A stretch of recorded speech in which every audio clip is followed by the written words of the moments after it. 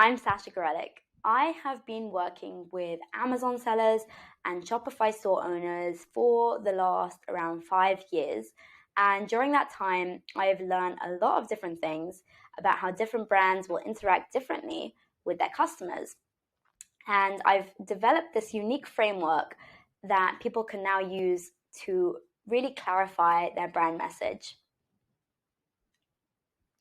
So what I've learned is that, brands can't always be better, that you can't always make your product have better features. A lot of brands are selling the same type of products. So the question you need to ask yourself really is, how can I be different? And that's where story comes into play. So here's Steve Jobs. And back in 1994, which was when he came back to Apple after working at Pixar, he said the most powerful person in the world is the storyteller. And the storyteller sets the vision, the values, and the agenda of an entire generation that is to come. Now, if you take that statement in, it's extremely powerful, very daunting, and is actually more confusing because as a brand selling products, how are you supposed to set the vision and the values and an agenda of an entire generation? That just seems way too much. So I'm going to break that down for you, hopefully. Storytelling is the new buzzword. Everyone is saying, oh, you need to tell more stories. And there's a framework that, everybody's read the book, Story Brand, where they take the hero on a journey, has a problem, meets a guide, goes through a transformation, and either they end in success or failure, and your brand takes the customer on that journey. But the problem is with that framework, in my humble opinion, is that it's very difficult to actually implement it into your brand. You're like, but where am I supposed to use that version of the story? Because that works very well for perhaps a novel or a film or a movie if you're from America. But it doesn't work so well for brand stories. So the question is, where do you even start? This is where I did some digging and discovered that there's actually two completely different types of stories. One is called brand story, which is a very static piece of content that perhaps you put on your website. Who knows whether or not your customers will even read it? Who knows if they even care about it? And then there's the brand narrative. And we need to really understand the difference because it's vital. So, your brand story. Brand stories have a beginning, a middle, and an end. It's usually, telling the story and the dilemma of a character. You might tell your friend a story. When you meet them, that's what we do a lot of the time. Get together and you're like, oh, you won't believe what happened to me. I went to the beach and then I lost my stuff and someone stole it. And it's all this story that happened in the past. And the person you're telling it to is actually not part of the story. They're your audience and they're listening to you. Whereas a narrative is completely different. It's an open-ended sort of values or viewpoints that people can believe in. It's something that can impact the future. And I think that's what Steve Jobs was talking about when he said that you can create a story that will impact the agenda and values of a generation, because he's not talking about a story that happened in the past. He's talking about selling a narrative to your customers. That's something that they can believe in, and then they can become a part of as well, and they feel like they're part of your tribe. And what's really interesting is that you see that with a lot of brands where people, it's almost like not a cult, but they follow those brands. They are so loyal to those brands. They won't buy from anyone else because they really believe in the narrative that they're being sold or told, because we're telling tales here. So according to the dictionary, a narrative is a way of presenting or understanding a situation or a series of events that reflects and promotes a particular viewpoint or set of values. Narrative, I believe, is the story that customers end up telling themselves once they get to know your brand, because not always do you know as a brand what kind of stories people are telling themselves when they interact with your brand or when they buy from you, because every person is going to have sort of a different perspective. And people will actually do crazy things when they really believe in your brand, like jumping off cliffs or camping outside stores. So here's Apple, where people are obsessed with the think different narrative, where they want to be the person who has the latest stuff, that they're willing to literally camp out overnight outside Apple stores when they come out with a new iPhone or new iPads or whatever it is. I myself do not buy from Apple, but I'm an Android girl. Here's another brand. Red Bull gives you wings. So not literally, don't try that at home. This is Felix. I think he's an Australian base jumper, sky jumper, and he jumped from the stratosphere, which is sort of the edge of space, in a campaign that was sponsored by Red Bull. And it's a huge part of all their marketing messages. It's where they get people to believe that if you drink Red Bull, you will have energy, no matter if you've had a whole night partying, or if you've had a really long day at work, or if you just want to, I don't know, get some energy, like from whatever things you've had going on. So if you drink Red Bull, you'll have wings, you'll be able to fly. They were actually sued by someone who said, your brand slogan is very, it's tricking people because it doesn't actually literally give you wings. And so in order to not get into a whole litigation and be, paying people tons of money, they actually said that whoever bought their drinks between a certain year, you can get the money back from the brand because of the value of the drink that you bought, in case you were upset that you didn't actually get a pair of wings after drinking Red Bull. So what are the results of a good, strong narrative? So your brand becomes magnetic. People will want to just naturally, they believe in you, they want to buy from you, they trust you. Your employees know exactly what to do and what to say. Your team collaborates at their best because they believe in this set of values that you're putting out to the world. Your investors are going to believe in you for the long-term success of your company. You're going to look and sound very different from your competitors, and your customers are going to see why it's urgent that they buy your products. For instance, like we saw with Apple, where it's super urgent that we need to be the first ones that have the latest iPhone.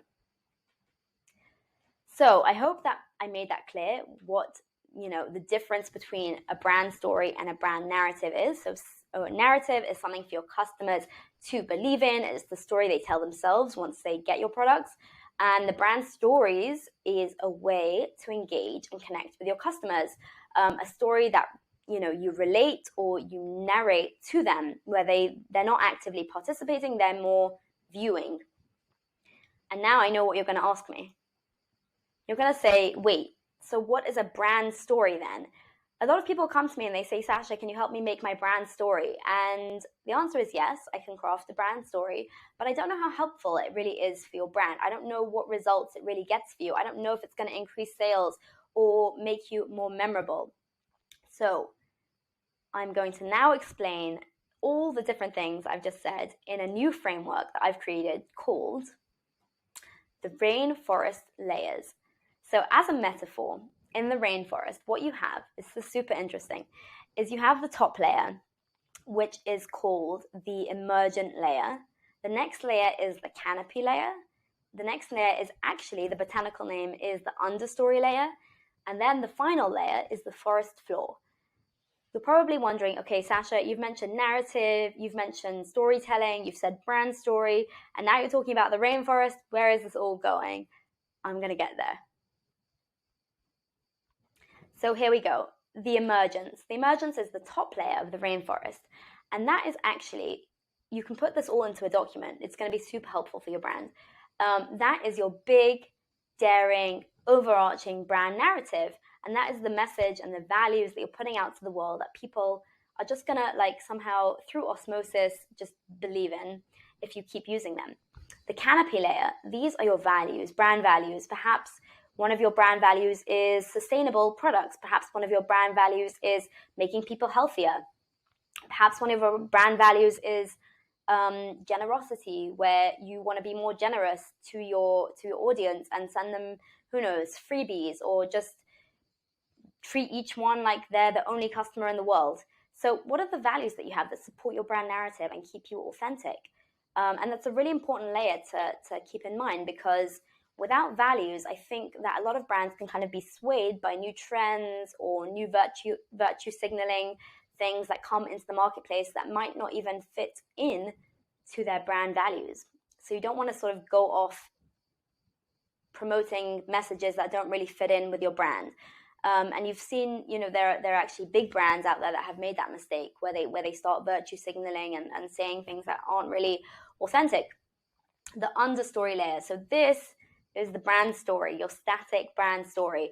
And this is where you can activate the hero's journey, where they go on, this journey and they meet a guide, which is your brand, and you take them on a transformation. And you can put that, on your website, you can put it on your product packaging, you can put it on an insert, you could share it on social media if it's an interesting story. People sometimes have an interesting backstory to their brand, which is about the founders or the inventors of the product. Sometimes people's stories is about just how they helped one customer, and that sort of, what's the word? It just rolled into a way of helping more and more customers. Who knows? Every brand is going to have a completely different brand story, a static brand story. The forest floor, I love this layer because in the rainforest, the forest floor, you might not be able to see it from on top, but underneath, it's actually teeming with life. It's where all these tiny little insects and microorganisms and fungi and plants and who knows what are alive and moving. And that's really where your brand storytelling is taking place. It's the stories that customers are telling to each other. It's the stories that people are sharing on social media when they use your products. For instance, like I follow this rock climber and she uses this product called penguin fingers, which are these little like ice packs that go on your fingers. And I would never have heard of them if I wasn't following her and seeing the stories that she tells about how she gets injured and she uses these penguin fingers. Your brand can tell the customer stories on social media, on product descriptions.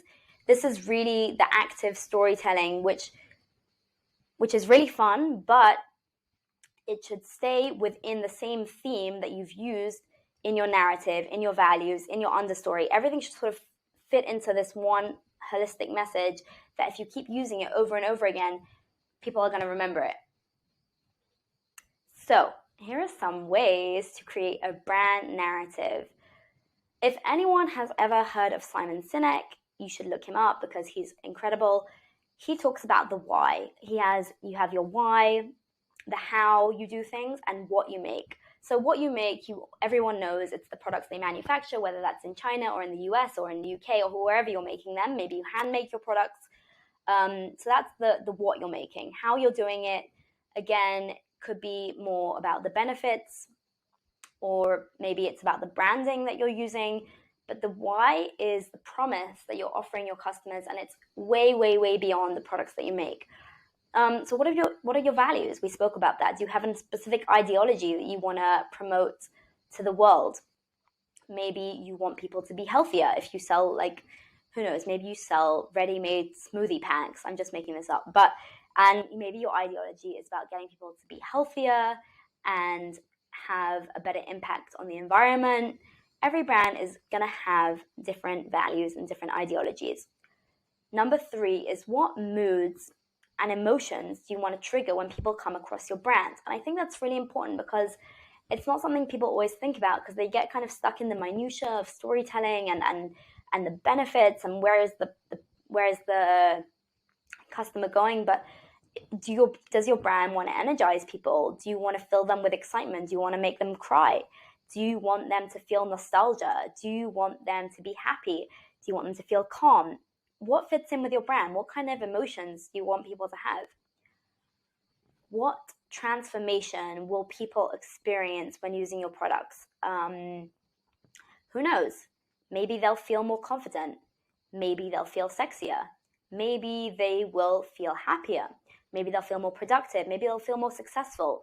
What transformation are they going to achieve when they start using your products?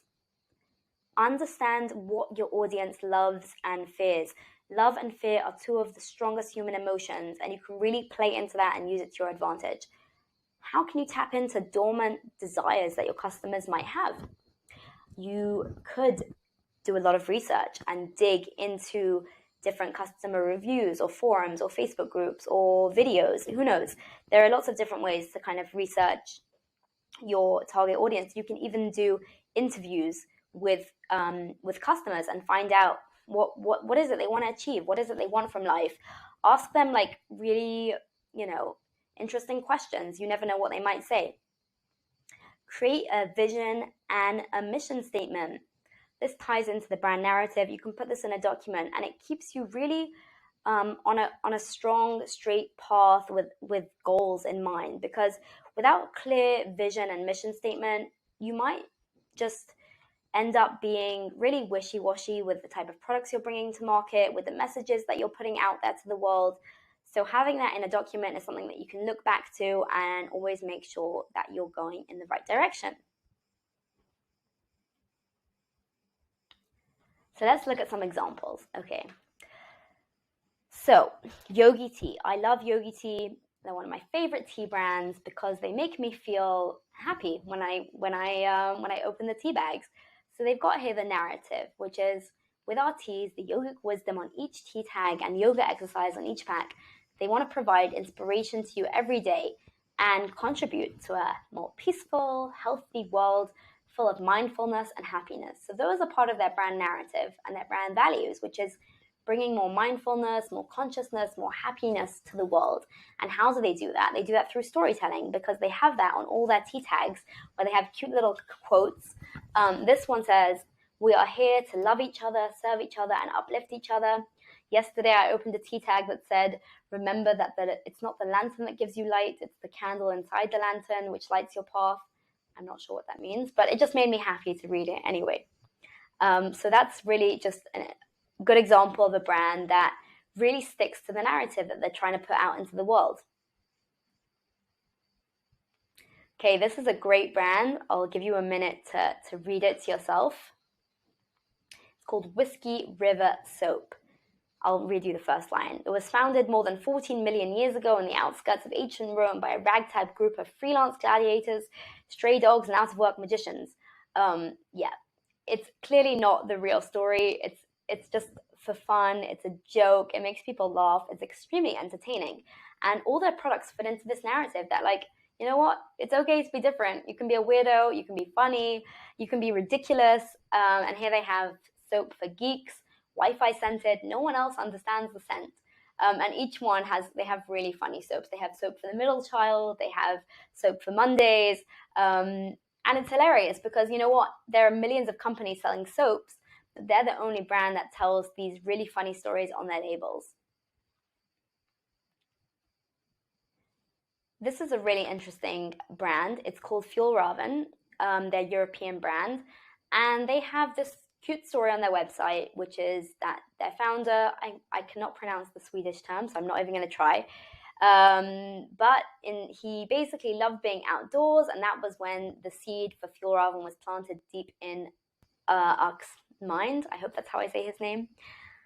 So their products are also extremely, extremely durable. And I was actually speaking to a family member who told me that she did a lot of research before she bought her Fjällräven bag. And one of the things that she saw people saying online was that they were using the same bags that their grandfather used, that their grandfather used it and it was still in the family and now they still use it because the quality is so amazing. So that's part of the narrative. And then the story that people tell themselves is that I'm buying a bag that's not going to fall apart in 5 seconds. I'm going to use on a lifetime of adventures, and then I'm going to be able to pass that bag along to someone else in my family, which is just a really special message, I think. And it's interesting because you wouldn't think that, like, with outdoors equipment, something that people want to pass along to their family, but there is something really nostalgic about that. It's like, oh, my grandfather used this on like a backpacking trip, who knows where, and you can tell that story to someone else, you know, when you're on your trips. So it's like one story leads to another story, leads to another story, and who knows, and it all starts with the narrative. Okay, I love this brand. It's called Trust the Bum. The Sun Bum brand is a sunscreen brand. And so they have a pretty, I would say, it's not super exciting. There's no plot, there's no problem, there's no nothing actually in their brand story. It's just about a cool group of people who play way too much ping pong, have way too much fun, and they made sunscreen the way they wanted it, and that's what they use.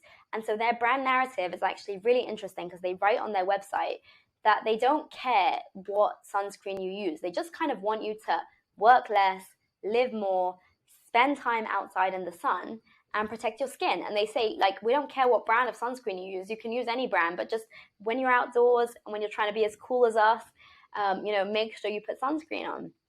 Here they have trust the bum. What does that mean? It means trust us, the ones who live on the beach and need products that work on even the most intense days in the sun. And that makes you believe in the brand because all their photography, everything they do, every message, every video they put out into the world is always this brand, and they're always on the beach. They're always doing some, I don't know, cool stuff. They've got some bands going on. They've got, ping pong games going on, and you kind of fall in love with this narrative and you want to be as cool as them. And what's interesting is that, like, if you're selling sunscreen, you could be like, oh, you should also use it when you go to the pool, or you should also use it when you're tanning in your garden, or whatever it might be. But the thing is, they focus on one specific story and one specific narrative, which is about spending more time on the beach, and they don't get distracted by perhaps other uses for their products. They stick to this one narrative. This is a really funny brand. It's called Angry Orange. And Angry Orange, they sell a pet odor spray. So if anyone owns pets, you know that sometimes pets have accidents. I don't know that. I have children, and my children sometimes have accidents. But pets have accidents. They leave bad smells. And so this is a pet odor removing spray. And their slogan is, smells like heaven, works like hell. And that tells a whole story just in one line. And you immediately know that this product is going to smell amazing in your house, and it's going to work really well on really strong, smelly, disgusting odors. They actually have Snoop Dogg as sort of their brand ambassador, and he's on all of their like branding, on their A+ content, and on their storefront on Amazon, on their website. He's the main character. So if you can, use characters, it doesn't have to be a celebrity. It could even be an animal. If you're selling a pet product, you could make sort of an animal as like your brand mascot. Having a character is another good way of telling stories. Just to sort of sum up, where are you going to tell stories? So here's Buzz Lightyear talking to Woody. Stories are everywhere. You have so many opportunities to tell stories on your product packaging, on product descriptions. I love making landing pages on Shopify that really tell more of a story. Inserts, blogs, websites, landing pages, video campaigns, adverts, email campaigns. Send emails to your customers that tell stories, that tell customer stories, that tell funny stories. I don't know, but tell stories everywhere. In Amazon posts, in your A+ content, you can also use storytelling. And remember that stories do not need to have a beginning and a middle and an end.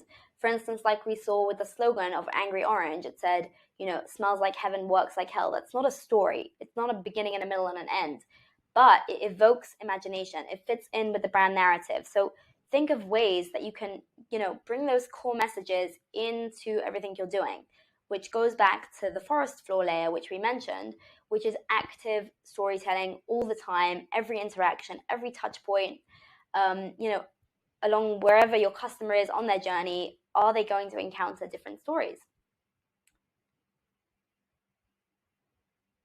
Okay, here's some just ideas. I'm not going to say all of them, but just different ways and strategies that you can use stories for your brand. You can identify customer challenges.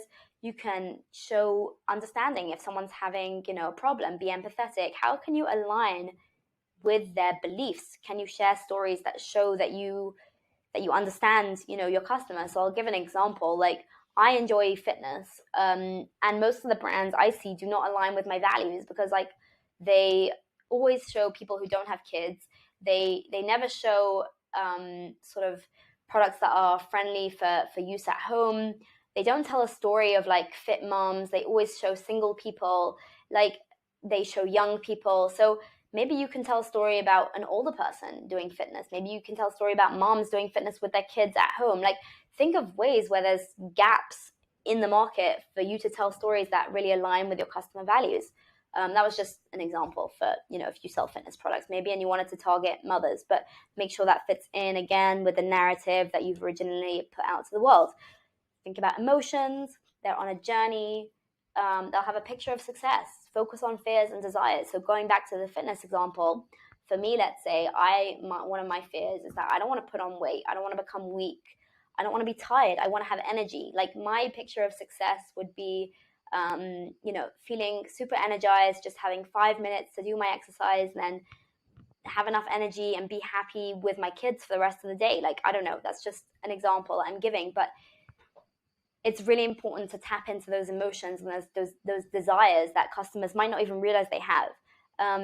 You can tell customer stories. I think that's a really fun way of bringing your customers into your brand, into your tribe, is sharing their stories, asking them to share stuff on social media, send out an email campaign and say, okay, tell us a really cool story about yourself. Maybe they've traveled somewhere, maybe they speak different languages, maybe they have something funny to share with your audience that you can use.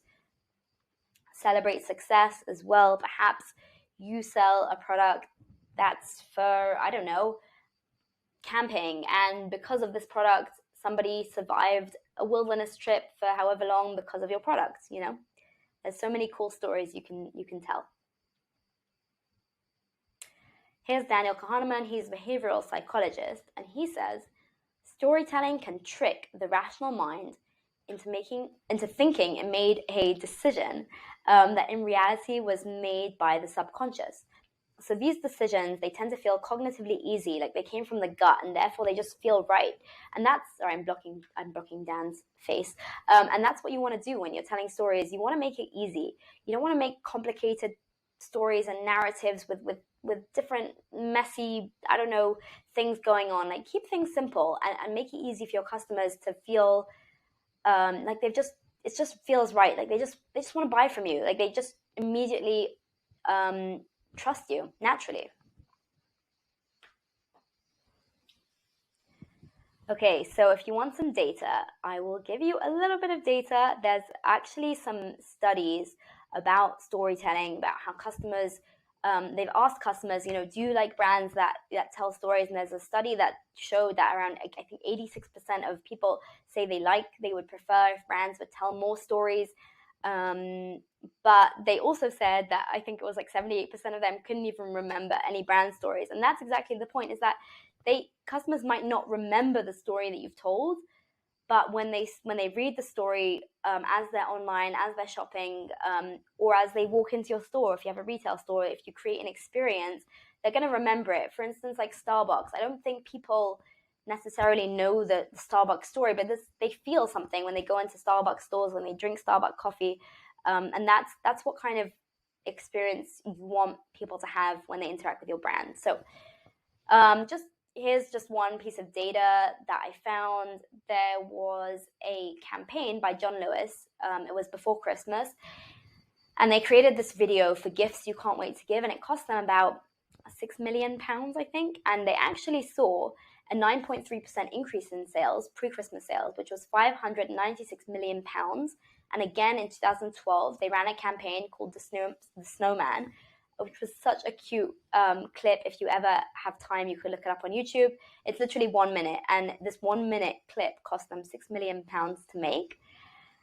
But it led to a 13% increase in sales, which was £645 million in sales. So I think that is pretty good ROI just by using storytelling in a video campaign. Now, you don't need to necessarily spend £6 million on a video campaign to get a return on investment. Here's a small brand example. I worked on some A+ content on Amazon, and this brand saw an increase of about, close to $1,000 just over 6 days, just by tweaking the text a little bit and making it just that much more about the customer, as opposed to just focusing on the product itself. So think of ways where you can kind of bring the customer into your brand, because you never know, it could have a pretty big impact.